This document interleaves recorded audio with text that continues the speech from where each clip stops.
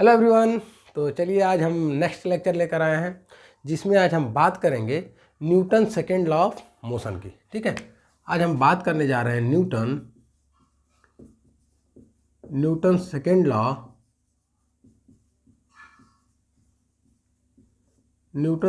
की। ठीक है, आज हम बात करेंगे न्यूटन सेकेंड लॉ की। न्यूटन सेकेंड लॉ क्या कहता है? The rate of change of momentum is directly proportional to force. देखिए, the rate of change in momentum,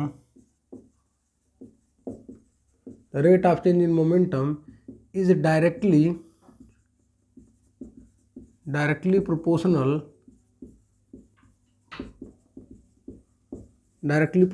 to force. The rate of change of momentum is directly proportional to force. बोला है कि जो momentum का changing होगा time के respect में वो किसके डायरेक्टली प्रोपोर्शनल होगा? फोर्स के। इसका मतलब है force is directly proportional to delta P upon में डेल्टा टी। देखिए, डेल्टा पी का मतलब चेंज इन मोमेंटम। क्या होता है? Change in momentum. अब मोमेंटम हम जानते हैं कि p is equal to m into V होता है, the product of mass and velocity. Momentum की यूनिट लिखे थे केजी मीटर पर second. Momentum is vector quantity भी लिखे थे। ठीक है, तो f is directly proportional to p, तो f is directly proportional to m delta v upon में t। डेल्टा v मतलब वेलोसिटी का चेंजेस। वेलोसिटी का चेंजेस कहाँ होगा? Final minus initial. जब फाइनल माइनस इनिशियल लिखेंगे तो v माइनस यू लिख दिया जाएगा। तो f is directly proportional to M अब v माइनस यू अपॉन में timing t। f is equal to M v minus U upon t। ठीक है, अब v minus U upon T हम एक्सेलरेशन पढ़े, v minus U upon T is equal to होता था acceleration. इस वाले टर्म को हम एक्सेलरेशन नाम देंगे। तो ये लिखेंगे f is directly proportional to m into A. इसका मतलब फोर्स जो है डायरेक्टली प्रोपोर्शनल है किसके ऊपर? मास के ऊपर। ठीक है, फोर्स जो है किसके ऊपर डायरेक्टली प्रोपोर्शनल है? मास के ऊपर। और फोर्स जो एक्सेलरेशन के ऊपर। मास और एक्सेलरेशन के ऊपर फोर्स डिपेंड कर रहा है। अगर मास बढ़ा देंगे फोर्स ज़्यादा लगाना पड़ेगा, एक्सेलरेशन की वैल्यू कम हो जाएगी। जैसे कोई छोटा पत्थर है और छोटे पत्थर को हम फेंक रहे हैं, उसकी स्पीड ज़्यादा है, एक्सेलरेशन ज़्यादा मिल रहा है। अगर वही बड़ा पत्थर है जिसका मास ज़्यादा हो जाएगा तो फोर्स हमको ज़्यादा लगा के फेंकना पड़ेगा, फिर भी उसकी वह स्पीड अटेंड नहीं कर पाएगा। तो लिखेंगे F is directly proportional to M into A. Proportionality constant हटाएंगे तो के आ जाएगा, के एम इंटू ए। तो फार्मूला आ गया, के की वैल्यू अगर मान लेते वेयर के इज इक्वल टू 1। के क्या है? Constant.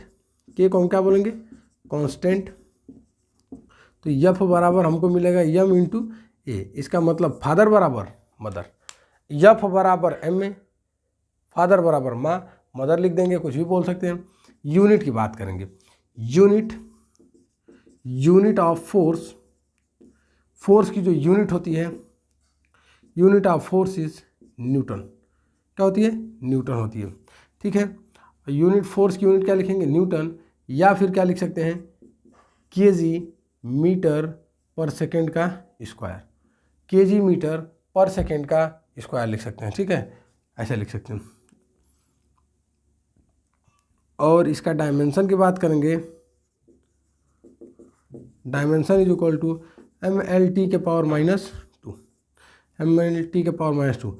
It is a vector quantity. ये कौन सी क्वांटिटी है? वेक्टर क्वांटिटी है। ठीक है, तो मोमेंटम हम जानते ही हैं, product of mass into velocity हुई। और सेकेंड लॉ कहता है कि कोई भी ऑब्जेक्ट क्या था? पहले रेस्ट में था, मतलब हम उसके ऊपर कुछ ना कुछ फोर्स लगाए होंगे। जब फोर्स लगाएंगे तो पहले उसकी कुछ वेलोसिटी रही होगी, बाद में कुछ वेलोसिटी चेंजेज हुई होंगी। तो उस दौरान कुछ ना कुछ समय लगा होगा, वेलोसिटी को चेंज करने में कुछ ना कुछ टाइम लगा होगा। तो हम क्या लिख दिए कि force is directly proportional to M और V minus U upon T. मतलब फोर्स जो है डायरेक्टली प्रोपोर्शनल है मास के, वेलोसिटी के भी है, वेलोसिटी के भी है। फोर्स अगर बढ़ा रहे हैं तो वेलोसिटी बढ़ रही है, फोर्स कम कर दे रहे हैं वेलोसिटी कम हो जा रही है। जैसे इस मार्कर को कह सके फोर्स कम वेलोसिटी कम है। ठीक है, फोर्स ज़्यादा वेलोसिटी ज़्यादा। अगर वेलोसिटी ज़्यादा होगी तो टाइमिंग कम लगेगी, स्पीड ज़्यादा होगी, तेज़ी से जाएगा तो टाइमिंग कम लगेगी, अगर यही मार्कर स्लो जाएगा तो टाइमिंग ज़्यादा लगेगी। तो फोर्स जो है इन्वर्सली भी बोल सकते हैं टाइमिंग के, लेकिन हम क्या लिखे F बराबर m में यूनिट ऑफ फोर्स जो है kg मीटर पर सेकेंड स्क्वायर या फिर न्यूटन लिख देंगे। डायमेंशन फोर्स को डिनोट करेंगे वेक्टर ऐसे वेक्टर फॉर्म में m, और एक्सेलरेशन भी वेक्टर क्वांटिटी होती है, तो F बराबर m इंटू ए, F बराबर m इंटू ए। समझ में आया? Okay, thank you.